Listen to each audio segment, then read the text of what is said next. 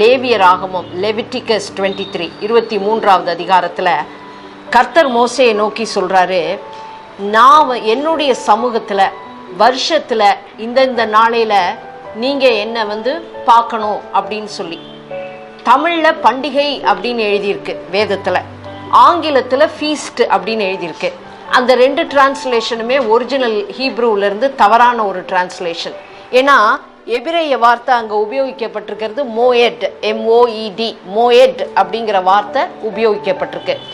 மோயட் அப்படின்னாக்கா appointed time, என்னோட appointed டைம்னு கர்த்தர் சொல்கிறாரு.